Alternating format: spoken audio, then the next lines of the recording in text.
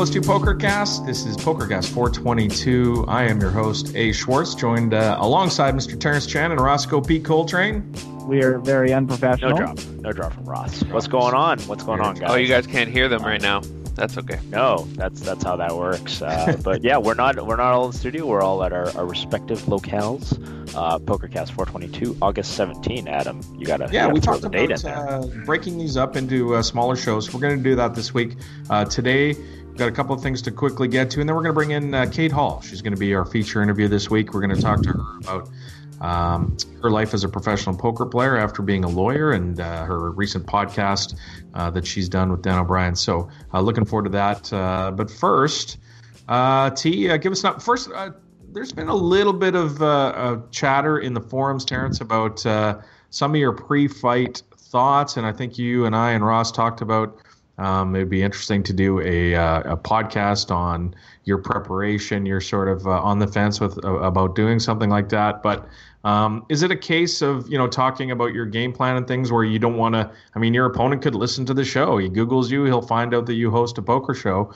Is it something? Does that have something to do with it? Yeah, I mean, maybe not this opponent, but future opponents definitely could. I mean, I've thought about it, but it's at the end of the day, I sort of start to think like, what am I in this for? Am I in to necessarily win fights, or am I just kind of into to better myself as a person, as a martial artist, like push myself? And if the latter is sort of what the deal is, then it shouldn't matter what my opponents read or how much information they have, right? Like it's a little bit different from poker. Well, it's similar and different to poker as well. Whereas like, in poker, I wouldn't want to give any information away. Like I couldn't just give you my limit hold'em strategy and say, I wouldn't want to give you my limit hold'em strategy and say like, these are all the hands I'm going to 3-bet with. And when the flop comes 9-6 deuce, rainbow, this is going to be my check raising range, this is going to be my continuation range, all this kind of stuff. I wouldn't want to give you that because it would cost me in my bottom line.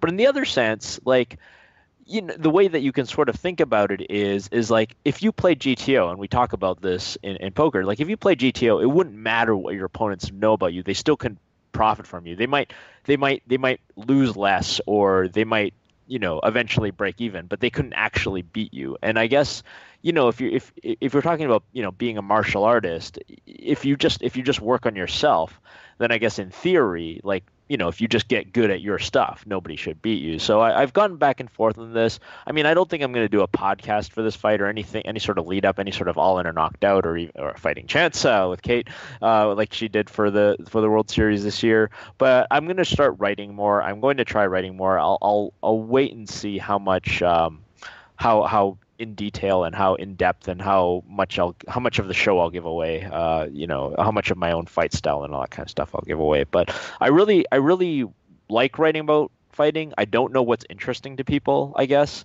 So, if people want to jump in the forum and be specific, like tell me exactly what you want to learn and know about fighting. I mean, everybody's different, right? Like Ross knows a little bit more about you. You're over at my house asking what's the mount or what's this position, and other people are hardcore fans, and so I don't know. Go ahead and throw stuff at me, and I'll try to write some topics.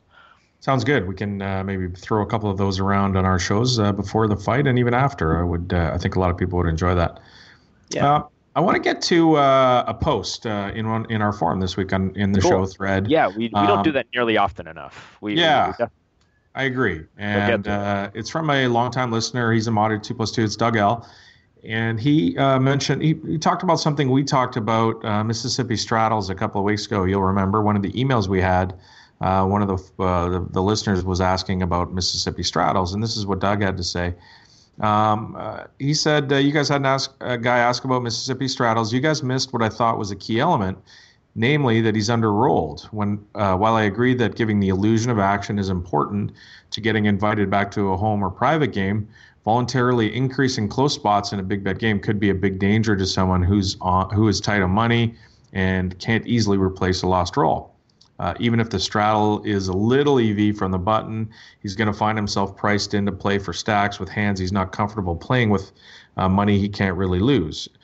In his spot, I'd plead poor as being the reason for not straddling and wait until comfortably rolled to do it. Learning to play close spots is good. Not being broke is better. I thought it was a really good post, and I agree with him. I think we kind of missed that.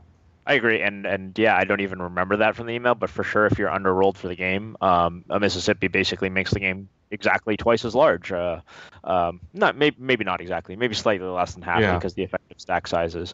But yeah, it makes the game bigger. So you know maybe you don't want to do that if you're under bankrolled for the game. But yeah, I guess I've always, in all the poker games that I've played, I've tended to be on the side of overrolled, at least after I was maybe 21 years old. You know, when you're younger than that, you just tend to, you know, Mr. Roscoe, I know you're over that threshold, but we all know sort of the older you get, the more nitty you become with respect to playing with your whole bankroll on the table. So I tend to be overrolled. So when you're overrolled for a game, you just want to give as much action as possible, right? So if people want to play red or black for $500 on the flop, and I think it's a good, you know, if some fishes in the game wants to play red or black for 500 every flop, I'm more than happy to do that just because it's the illusion of action, like you said. But like, yeah, if you're underrolled for a game, it's not the smartest thing to increase variance for no particular reason. So, yeah, that's a good point. Was a good post. T, so I think you know I'm on the board of directors in our little hockey association out here. You are. And I'm the sponsorship director. So everybody, of course, knows I play poker. So the first thing they want to do as a fundraiser is have a big association poker tournament, which, you know, would be fun, I think. But, you know, I looked into the rules in British Columbia. We have a lottery corporation that governs all associations like ours doing fundraisers with regards to poker tournaments. And the BC Lottery Corporation has some regulations on how you can go about doing that. So after I downloaded them and I read through them, and they're so ridiculously onerous and basically kill the chance of anybody interested in, you know, playing in a tournament like this. So the most you can have is 100 players in a tournament. You can't have any rebuys. The most you can have for an entry fee is $100. So it's basically a one-shot go. I'm surprised they even have rules that pertain to rebuys. It shows a level of sophistication that I wouldn't have actually guessed that the Lottery Corp would have. You know, like, I'm serious about this. Like when I did work for Ultimate Poker, like there's so many like obscenely dumb regulations that it's just like these people have never played poker before. Right. But the BCLC is actually saying like no rebuys, then that's actually kind of impressive. So yeah, so no rebuys. $10,000 is the most you can raise from 100 people, and the $100 entry fee is the most you can have. But they have a caveat where one player can't win more than 1,000, and the total prizes awarded can't be more than 2,000 total of the 10. Wow, so you have to play with effectively like 80% rake to the thing that you're fundraising for. Yeah, well, yeah. So I mean, I guess if you have less people, but still, if you're gonna. Oh yeah, right. Okay, so if you actually get 100 people for $100, then yeah, okay. But it might be less if you only got 20 people for $50 or so, whatever. Yeah. But good luck getting people to pay $100 to sit down and beat 99 other people to win $1,000. Well, right? I mean, yeah, exactly. Like that's never going to happen. I mean, most people aren't going to put up $100 for a poker tournament, period, right? Like, I mean, you know, listeners to the show might be an exception, but yeah, it's for most people, $100 is like real money, and you know, they want real value for their $100. So. Yeah. So anyway. So what are you going to do? So like, I got dashed pretty quickly. I told the board, I'm like, there's no chance. This is. I mean, you like that's the thing. You could do a $20 buy-in for 100 people, and then you have your 2K threshold. But then you still have to actually like raise the money for the thing. So you still have to take a bunch of rake. So maybe. It's more trouble than it's worth, it seems, right? It is, yeah, and it's when you can just do like a raffle, right? Like like it's like you know, for a poker tournament you have like all these logistics or whatever, but it's just like, well, we're gonna give away this whatever it is people give away at these things. I don't have any fucking idea, but you know, like whatever, this set of steak knives, right? Like, but it's just frustrating because. You know, we could do something and have a really good tournament within reasonable guidelines, but BCLC, of course, hasn't set these guidelines down, and somebody who doesn't understand anything about fundraising has made these, you know, these caveats. So you just, you know, effectively. So it's funny. I called up. There's providers that pervert, you know, cards, dealers, chips, and tables and such, and they go out. And I was talking to the guy, and he's like, well, we've been doing this for years and years and years, and exactly 3 people have ever gotten a license to do this. Most people just kind of, you know, don't do it. And I said, oh, do any of the people that get in trouble that don't have a license? He goes, yeah, one organization actually got fined one time. And I said, oh, how much was the fine? He goes, $25. Oh, okay. Well, you've got your answer, I guess. I guess you've got your answer. You're like $25, so that's like what, like an eighth of a speeding ticket for you at this point? Which I haven't gotten any recently. I'm quite happy with myself. I'm spotting all. And I downloaded the Waze app. Whoever suggested the Waze app is fantastic. I love it. Yeah, like you're driving by the Trans-Canada Highway and you get the police warning, and suddenly you're going from like 150 to 90. to 90 in a heartbeat. Yeah, no, it's awesome. All right, so we're going to do another show later this week. We're going to have some stuff in when we can get some time in around your training and my hockey and all that kind of stuff. Some fun topics in the poker world this week. Like we could, if we wanted to today, we could probably already do a show. We got the Summerell Mizzy thing going on. That's going to be a fun one to talk about. Just read on Facebook that Michael Phelps was tweeting or did an interview about playing open face just before his big event.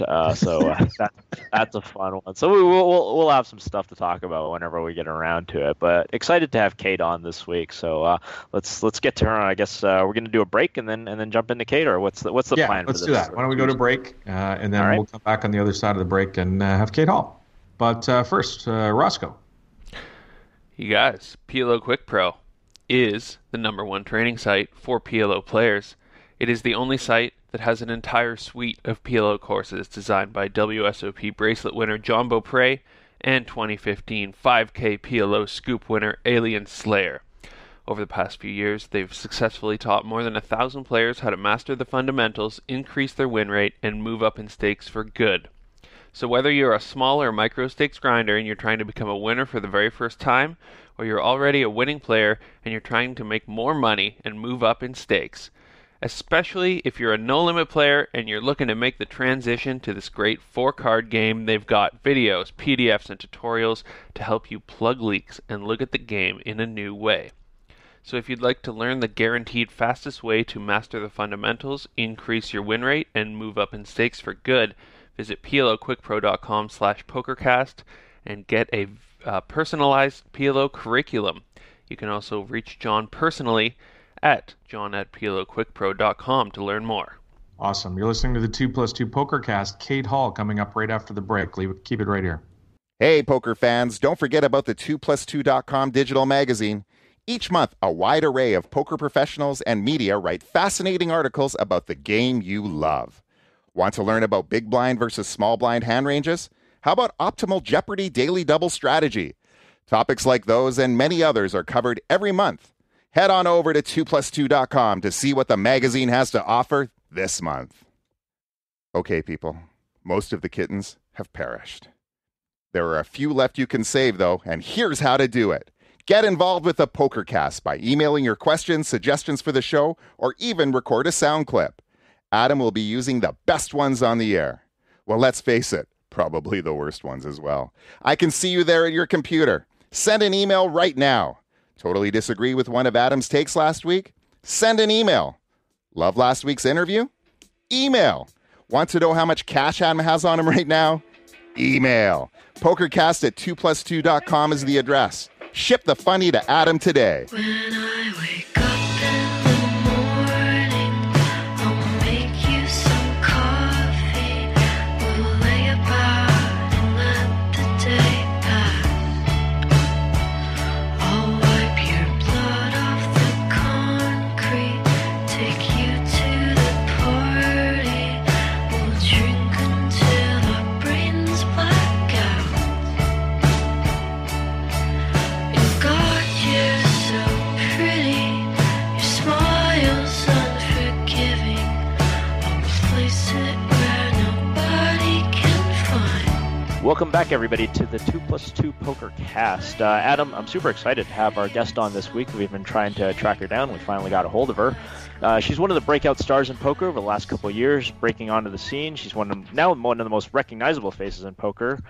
She's found success in the online, on the live tournament circuit and cash games online. She's been also known for being tremendously outspoken about gender and equality issues in poker. Most recently, along with her friend Dan O'Brien, she's one half of the recently completed series podcast called Fighting Chance, which chronicles her and Dan's 2016 WSOPs as poker pros facing the 7-week grind at the series. Cate Hall, thanks so much for taking some time out of your day to join us. Thanks for having me on and for that lovely introduction. Oh, well, I try to do what I can to butter people up so that they like me on the show. So congrats on the success, first of all, of Fighting Chance. I listened to every single episode. I enjoyed it. And the finale just dropped, I think, a week and a half ago or something like that. Yep. I thought it was a really wonderful mix of self-awareness and frustration, at the same time neuroticism and a bit of existential angst and doubt. It's like a level of honesty that I've rarely heard people voice in poker. Mm-hmm. Well, that was certainly the aim. Like, that was what we wanted to distinguish ourselves from some other poker content, was just the sort of tone that we had for the podcast, which is radical candor to the extent that we are capable. One of the things that I noticed when I was listening is that you're very different from most of the poker players that I've encountered. I've been in this game for 15 years, and I think most poker players recognize to themselves when they're being irrational, or they say dumb things, or they think dumb things. But you just jump right out there. And I'll give a couple examples of stuff where you just say, well, I think this, and I think this is dumb. Like, so there's, one of the episodes you've played, I think, as 11 events, and you cashed in 2 of them, and you realize that's like a totally normal cash rate. I mean, like, it was like 1 out of 6 this year, and you're like, oh, I'm really frustrated. Another one was like, you had some opponents that were playing well and making dumb plays, and that bothered you, and you're like, well, that's obviously dumb, because I wouldn't be a professional poker player if people didn't make dumb plays. And then, you would get upset when you'd have people going after you on Twitter. All these kind of things, like, are things that people don't even necessarily admit to themselves, but you admitted them out loud. Thank you. Yeah. I feel like I've, like, maybe the process of the podcast, but maybe not even that. Like, I just sort of try to be on the lookout for those things, because I feel like they take a huge emotional toll on you as a professional poker player. And sort of the realization that I've been coming to recently, like with the issue about getting tilted when people make bad plays at the table. I think that, like, so many of these issues, these emotional issues that professional poker players have, come down to just having an enormous amount of uncertainty about how good you are and what you can expect out of this profession reasonably. And that uncertainty is just, it really messes with your mind, because you never know, should I be doing better than this? Should I be doing worse than this? Like, what are my expectations supposed to be? And sort of being able to set expectations about your life is probably a key thing for happiness and stability day to day. Interesting answer, Cate. And I wonder, when, especially MTT players, because, how are you ever going to get to the long run? Just like you said, you don't really ever know you're good. How do you, as somebody who, you were a lawyer, you left the law to come and play multi-table tournaments or poker in general. So, I'm sure you have a lot of, you have a lot of statistical background in your schooling, but can you look at that and ever say, yeah, I'm good at this game? Or do you think it's something where you have to be confident in yourself that you are good, or figure out how to get some sort of answer that says you're good, and getting to that answer? I think that it's probably impossible as a live player to ever look at results and make a determination of how good you are. There are much better ways to try to figure that out, and probably the best way is to spend a lot of time talking to people who are better than you, if you can find that, or people whose, like, poker skills you respect. But it's a really difficult thing to get a handle on. And even if you succeed in sort of getting a sense of how good or not good you are relative to other people.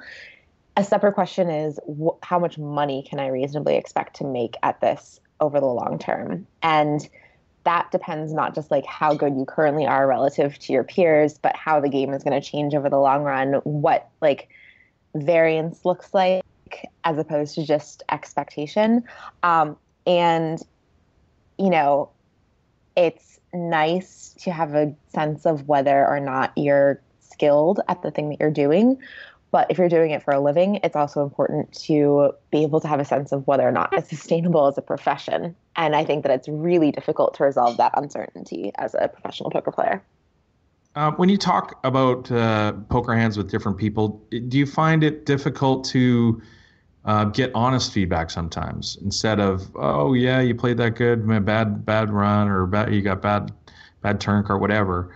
And how important that is that as a poker player in a group of trusted friends to be honest with other people, so you can expect the same from them. Like, do you run into any issues, do you think, with that?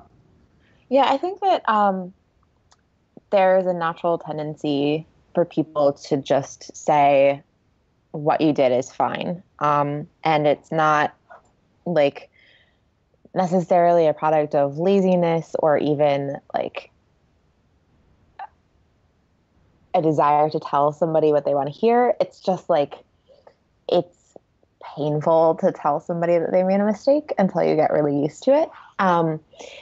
And I think that's definitely the number one thing that I look for when I'm like talking hands with people or making poker friends is people who will like straightforwardly tell me when I did something was a mistake and not try to like find a way to make it less bad or cushion the blow, and I think that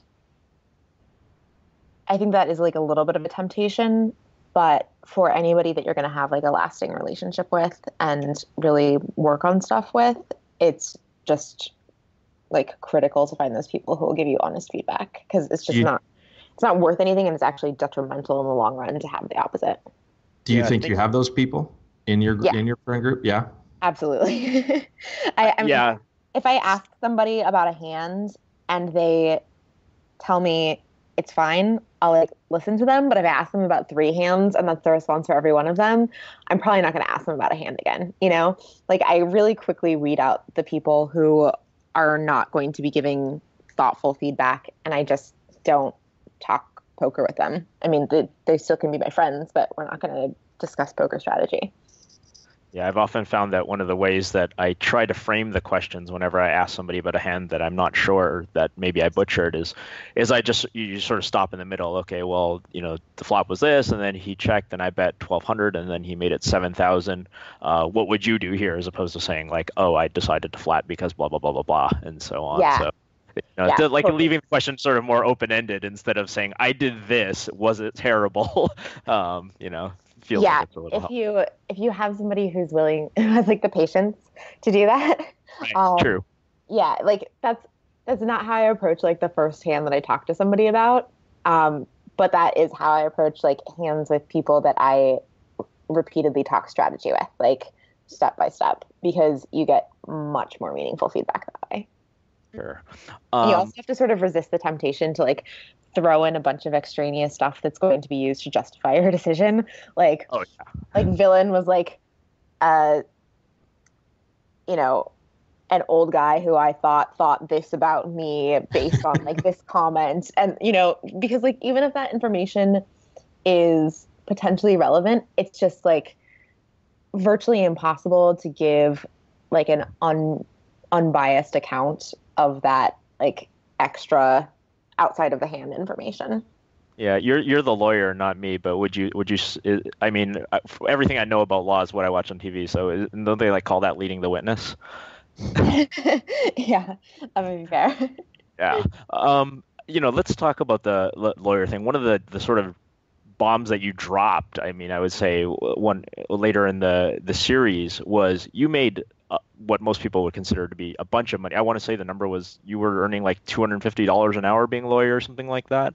And so you were just killing it in that field, and then you dropped that to play to play poker for a living, and kind of blew Dan's mind when you were talking about that. So is that a decision just as a, I want to choose my own hours, or because most people can't walk away from that level of money, they just kind of get trapped in it forever, right?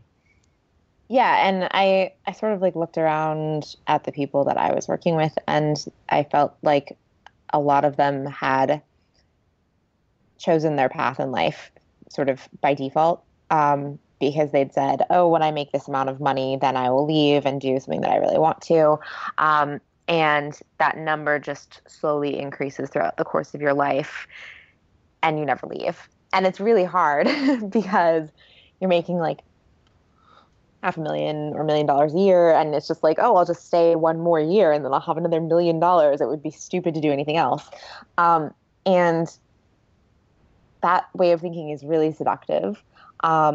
But a lot of people end up wasting their entire lives doing something that they really don't care about and like often actively dislike because they are stuck in this like one more year mentality. And that's fine for a year, but I think more often than not, it actually happens for like 30 or 40 years. Did you hate being a lawyer, just every day getting in there and hating being in the office and doing the things? Like, was it that level of discomfort for you? Yeah, no, it's funny because when I reflect on it without really thinking about it, that is my impression, but it really wasn't my experience. So my experience was that I found what I was doing to be like a little bit pointless and boring. And I developed sort of an existential malaise related to the fact that I was spending my entire life, 60 hours a week, doing something that I thought was pointless and boring. And I think that that's actually healthy. I don't think it's like important that you detest the thing that you're doing in order to leave it, because it was just like the majority of my waking hours alive, I found slightly distasteful and would rather not be doing them. Like if I could have just like skipped over them, I would have done that. And that's like a pretty unfortunate way to think about the majority of your life. So presumably you came to poker and said, okay, I'm gonna leave the law and play poker. I love playing poker. This is what I want to do. I'm guessing almost a couple of years into it now. Is it everything you thought, or is similar to, do you find yourself not enjoying playing poker as well, or are you happy looking back on the move at what happened? So I'm about a year into it now. I left during the series last year. Okay. And I would say that it has been like about what I expected, and in many ways like much, much better. So I've obviously had like just a ton of success in the last year, and that was not expected, as it should not have been, because it's just a product of variance. But it was kind of awesome and very enjoyable to live through it. But my attitude, like coming into poker, was that it was probably not something that I would do for a long time. It's something that I would do for a couple of years. And poker for me was really a way to like transition out of one career and have some time to figure out what I wanted to do next, as opposed to an end destination. And it's something where I can like make enough money to live on for the time that I'm doing it. But I think there's almost a 0% chance that I'll be playing poker in 5 years. Like I would need to win the main event, I think, in order for that to happen. And there's a very low chance that I'll be doing it in 2 years. There's a better than 50% chance that I will transition out of it within a year. That's so rare, I think. I mean, I think so many people say that, but most of those people have been around for, playing poker for a living for a really long time. You're actually, relatively speaking, really young into a professional poker career, and it's rare to hear someone who's only been doing it for a year say that. Yeah. But yeah, it's interesting. Have you thought about what you're into this now? Have you thought about you're transitioning out of poker into what, and what that would look like? What do you want to do when you grow up? In other words. I think that the most likely route for me is going to be something related to effective altruism. I do some work now with Reg Charity, which is an effective altruist organization for poker players. But I think that I will either transition to working for an EA organization or like get into a degree program that would be useful for that in the next year, probably after the next series. Cool. Yeah, we've had a lot of people on recently that are very much in part of REG or getting into the effective altruism thing. Shifting gears just a little bit, you're well known on Twitter for getting involved in a lot of issues that are related to gender and poker. We won't get into any discussion about sushi plates or anything right now. But I did want to, of course, touch on one of the ones, because I listened to the podcast that you said you quote lost sleep over it, and that's a debate with another poker player, Jessica Dolly.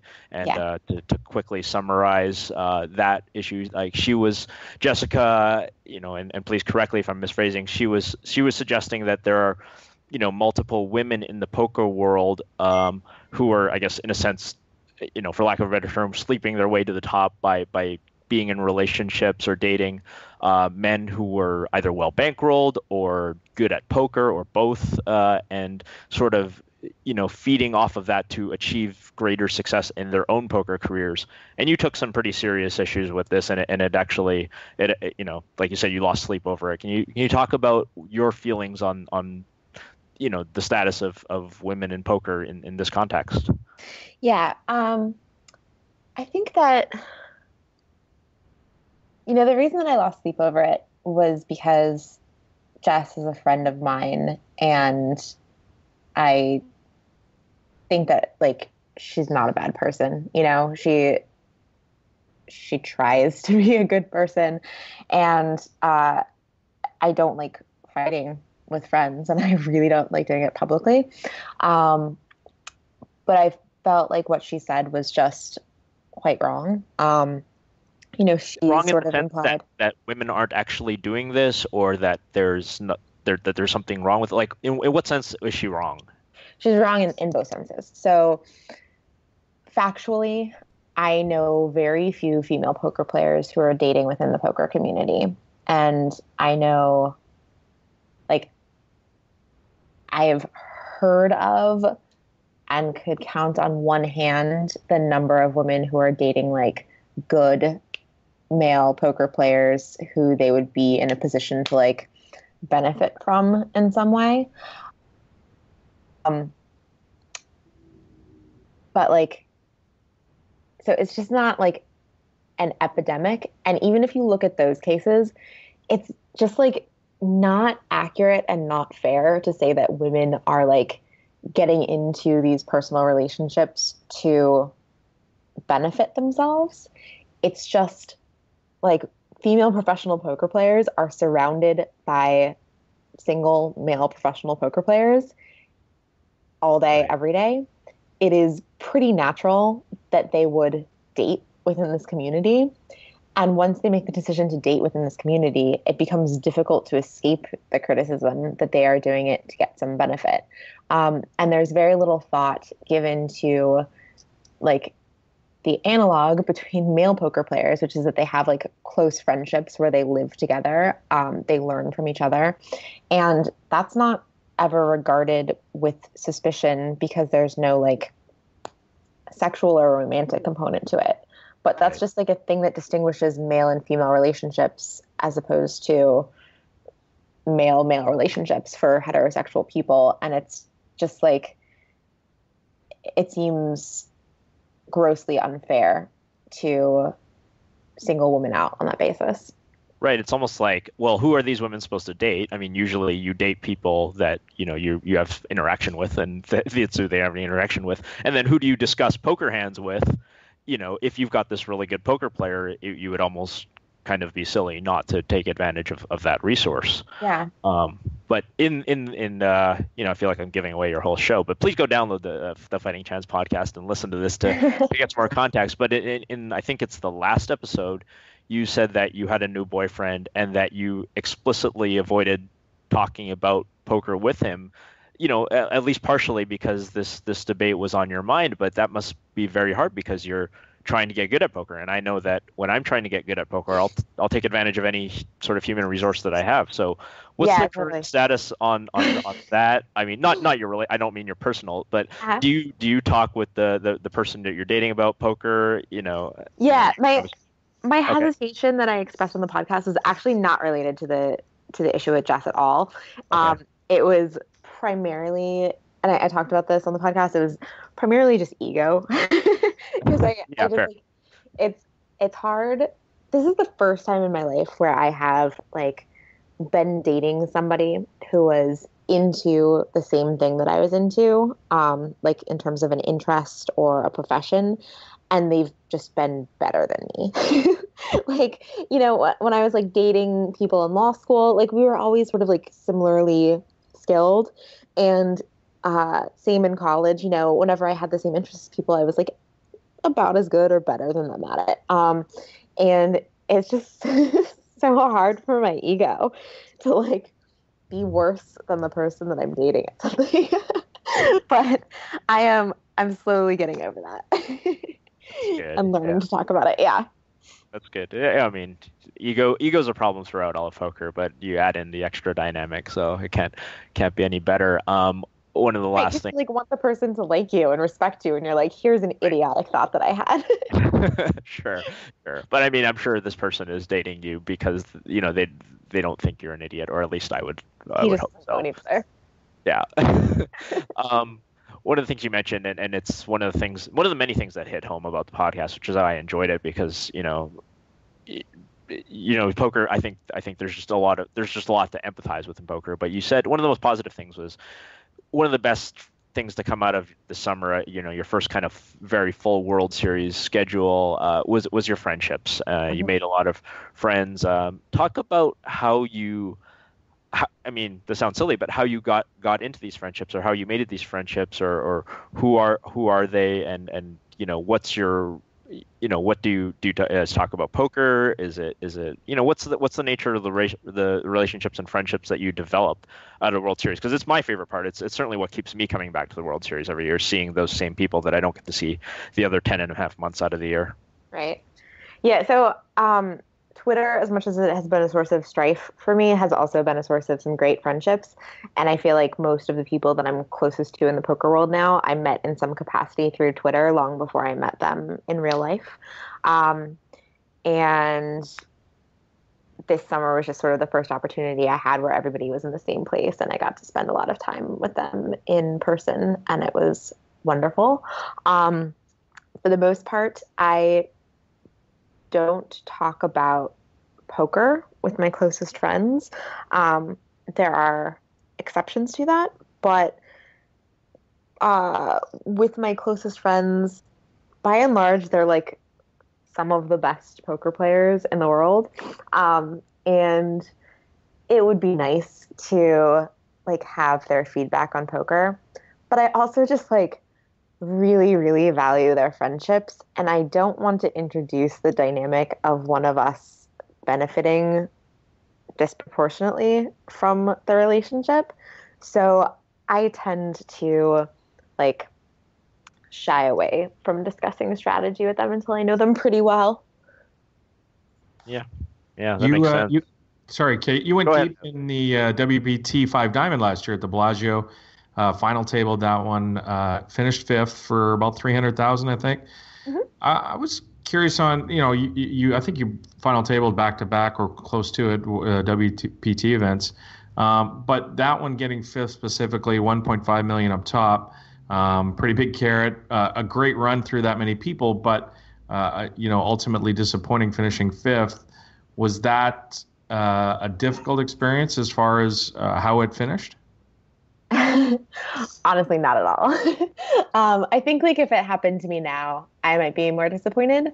But at the time, I had sort of the ordinary feelings that always accompany busting out of a tournament at the late stage, which is just like, oh, I wish I could have won that flip. And that's really upsetting. But at the time, winning $300,000 was so important to me. I was not even focused on like the money up top. I mean, I was like strategically thinking about it, but I was not disappointed to get $300,000. That was like a huge benefit to my bankroll and just my financial security. And I didn't feel badly about it at all. You know, I couldn't even like buy into the Five Diamond. I satellited in. And I don't think that I would have been able to buy in directly, even if I'd sold like a ton of action. So it was like an above bankroll tournament for me, and I had a fantastic result, and it made like until now like it's made the last 8 months much easier, and it just sort of felt like a huge relief to me at the time. Yeah, that's, that was, I guess, would have been about 6 months into you playing poker full time if you started, in the middle of last year. And then, kind of, there, as you mentioned, there's a ripple effect. And, when you get a big score, you can start playing more and big buy-ins. Then at some point, I guess, when you stop running as good, there's maybe some level of frustration. And I think, during the World Series, we started to hit some of this frustration. You were running deep-ish into stuff, but never kind of getting the big cash. I don't think you had any big scores. I'm just kind of looking at your Hendon model as I talk to you. But your scores, it seemed like they were mostly small. So yes. Was the World Series? What's the word that you would use? Was it frustrating, or is it just like, does it roll off of you now as that's what most World Series are going to be like? What's the word? It was a little bit disappointing, and I'm not even sure if that's the right word for it, because I sort of try to not be delusional and to have like realistic expectations for how things are going to go. So if you'd told me to describe like what my series was likely to look like going into it, I think that my series was probably about what I expected or slightly better. Just because I had like a relatively high number of caches for the number of events that I played. It was still disappointing to me because I did really well last season, and I feel like I have sort of achieved a level of visibility in the poker world where people are paying attention to my results. And I know that like from the outside, my results this summer are not impressive. I mean, they're not impressive on the inside either, but they're sort of like consistent with what my expectations were. But I think it's the combination of being sort of visible and like doing the podcast all summer and then having just sort of like a mediocre result was a little bit disappointing, but not like soul crushing. Yeah, I mean, it kind of, the podcast must sort of add a lot of pressure, where, you kind of know going in that, most of the time you don't just get to win $1 million or whatever, but the pressure. To like have some deep run on like over the course of the summer so that there could be that storyline. Right. And instead it was just like, no, busted again in like 184th. Well, that's real poker life, right? That's you signed up for reality and now you're getting it if you downloaded this show. It's not just what you see on TV. But one of the things that I found, refreshing, charming, I don't know what the word is, but there was an episode where I think you were down to like 1,200 players left in the Millionaire Maker, and you were genuinely excited, and you used the terms, "I have butterfly in my stomach," and I was like, I get that too. Like it's. There's 1,200 players left. Realistically, you have a sub 1% chance of actually winning the thing, and basically a 1% chance of final tabling this thing. But I enjoyed that.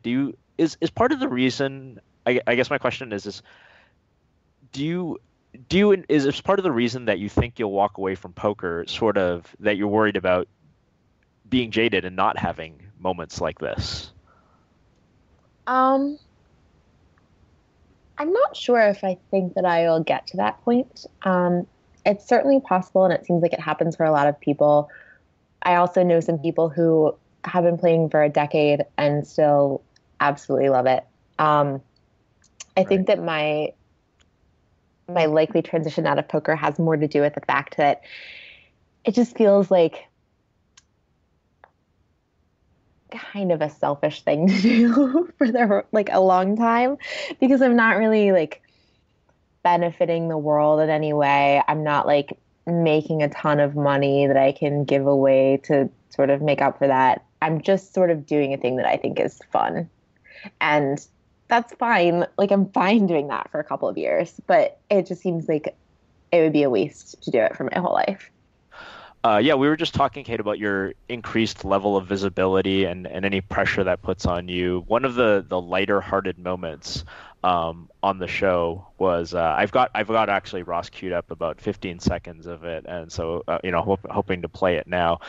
Is about walking through the Rio poker room, and this is an experience that I've had so often because I've been coming to that poker room for 10 years. But Ross, can you fire that up? I really enjoyed this. Sure. It's like so weird though, like having people talk to you and like use your first name as though that's like normal. Like I never have any idea whether I know the person or I don't when they like address me by my first name. And I'm always doing the thing where somebody's like, "Hey Kate, how are you doing?" And I'm like, "Oh, hey, you guy." And the guy's just like, we've never met before. I just wanted to say hi. And I just like die inside. That's such a quintessential World Series experience for me that I loved that. I loved that every bit about that. Do you how is that now? Are you because you are well known, but you're not at the, "Oh my God, you're Cate Hall, I need to have your autograph like right now and a photo, Yeah. and I'm going to tell my grandma." But people are still walking up to you and almost you don't know, you can't, your read isn't good enough to know whether you're supposed to know this person. Yeah, I just like, I continue to be horrible at it. I think everybody is. I don't know how to deal with it. Yeah.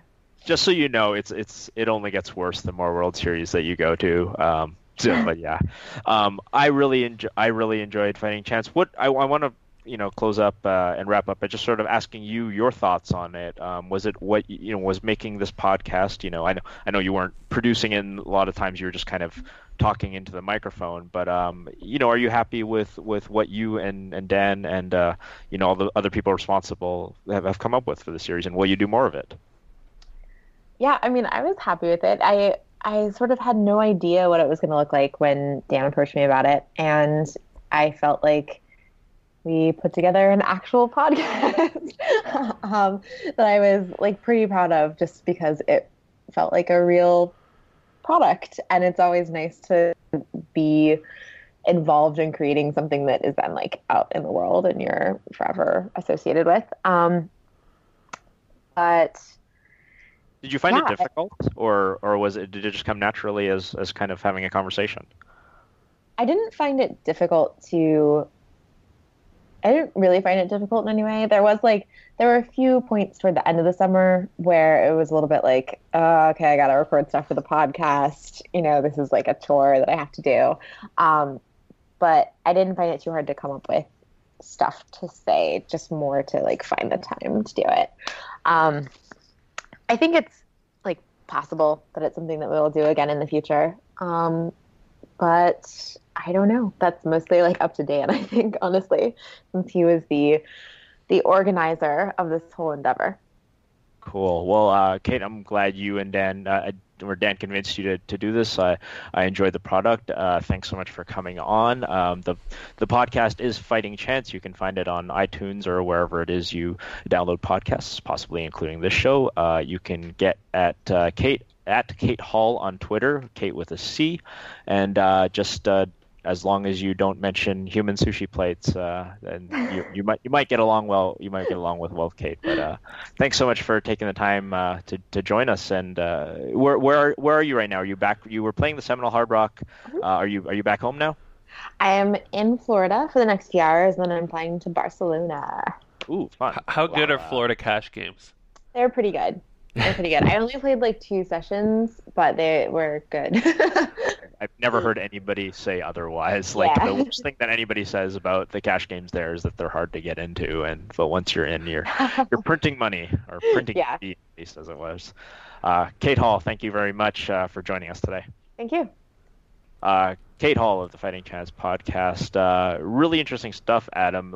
To me, the thing that's really weird is still the whole I'm going to play poker for a living for 1, maybe 2 years and then drop out of it. Because I've literally, I can't think of anybody else that said that. Like, poker is one of these things where you have to study a lot and play a lot of hours and then get good at it. And once you actually get good at it and to the point where you start making money at it, you can't, it's hard to walk away from that money. And, you know, I mean, poker's not the environment that it used to be, but it's you've invested so much time into it, and then to just kind of walk away from it is not the easiest thing to do.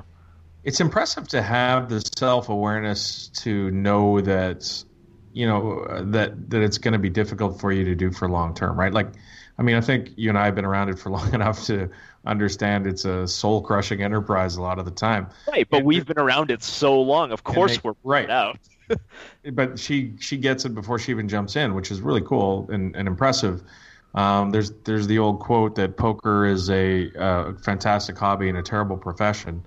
And I guess if you're smart enough to be a lawyer and make $500,000 a year, you probably are smart enough to realize that maybe poker isn't something you want to do for the rest of your life. But a cool thing to, you know, there's a lot of people out there to live life to the fullest, check off all these boxes on their life and understand. And she seems to have that sort of understanding that life is about, you know, to each individual person, of course, but to her, life is about getting all these experiences in and doing different things. And that's the impressive part. Yeah, already accomplished a lot. I think she's 32 years old, so already had a couple successful careers in there. So it was good to get a chance to have her on the show. So, Adam, is that a poker show for this week? I think that's going to do it for this leg of the podcast. We'll come back with some In Case You Missed It and some other stuff, some mailbag, of course, and some Roscoe Report and some hands. Not Saturday though. Not Saturday. Not on Saturday. We've got some face punching to watch on Saturday. Saturday is all the punching of the faces. Yeah, Mr. McGregor. Conor McGregor. Yeah, even you know, Adam. Okay, so when you reach a level of cultural permeation that even Adam Schwartz knows what the fight is. I don't know what his first name is. Is that bad? I know it's McGregor. Conor McGregor. Conor McGregor. You know how Pride of Ireland. I know the fight is a Saturday because a buddy of mine invited me over to his place because he's got a bunch of guys getting over to watch it. That's the only reason I know it's Saturday and who's in it. Yeah, I listened to this MMA podcast where they're like, well, you're just going to have to take a break from watching people dive into a strange green-colored pool.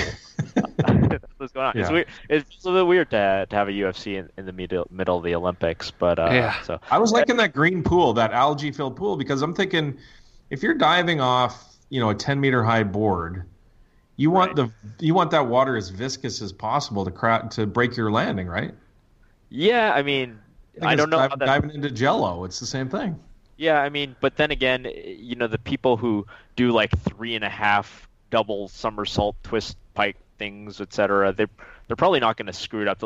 They're not like you and me. Have you seen the one clip of the guy?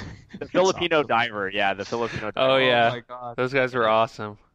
Yesterday I was streaming the men's heavyweight weightlifting on one side of the TV and springboard diving on the other, and I was like, wow, these athletes have like polar opposite body shapes. Yeah, a great book about that, The Sports Gene, which basically, you know, tells us about how every sport is being, you know, eventually will just kind of reach its GTO point of body type, right? Like we already see it with things like basketball, you know, and stuff like that, where, you know, you're not going to have you're not going to have a Norwegian guy win the 100-meter dash, and you're also not going to have a Kenyan win the weightlifting. Right. And that's just the way it's going to be. Yeah, right? all the weightlifters were like Eastern European and Middle Eastern.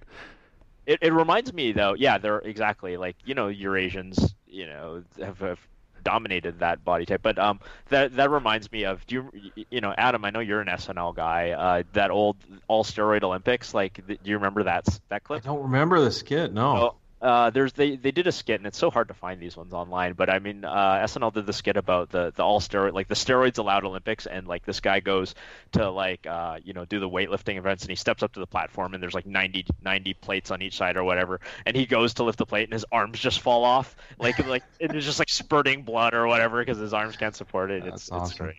Yeah, So, good yeah. fun. Oh, one more thing. It's a tip for the weekend is the smart money on Diaz.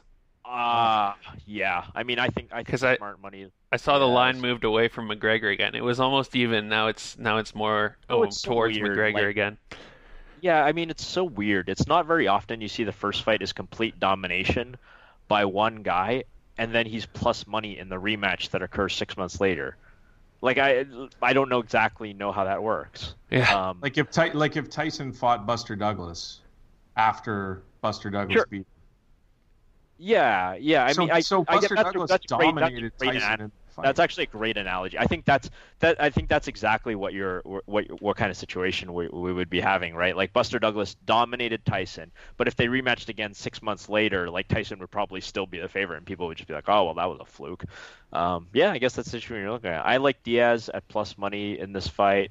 Yeah, who else? What else do I like? I mean, there's other some of the dogs look decent on this card. It's actually, I think it's a pretty decent card for betting dogs if one were so inclined. But I try not to give public MMA betting advice or private. I can't believe us asked that. We were sitting around No, I would have given you smart money bets if I had any, but I was just like, I don't know. I think that's the right price, and then you're like, well, I wanted to bet somebody.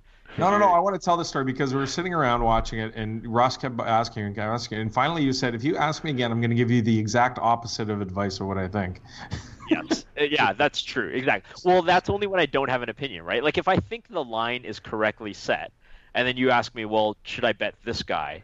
And I just said, well, I just said the line is correctly set. So like either side. And then you just keep asking me. I'm like, okay, the next time I feel really strongly about a bet, I'm like if a dude is like plus 300 and I think he should be a favorite, I'm going to tell you to bet on the favorite just to watch you lose. Because I'm fightful like that. Yeah. All right. Well, enjoy watching the fights, boys. We will come back. I guess we'll try and figure something out. Maybe let's figure out Friday, if we can do Friday, and get a podcast out with some, in case you missed it, some of those other things. So thanks for listening to everybody, and we will talk to you soon.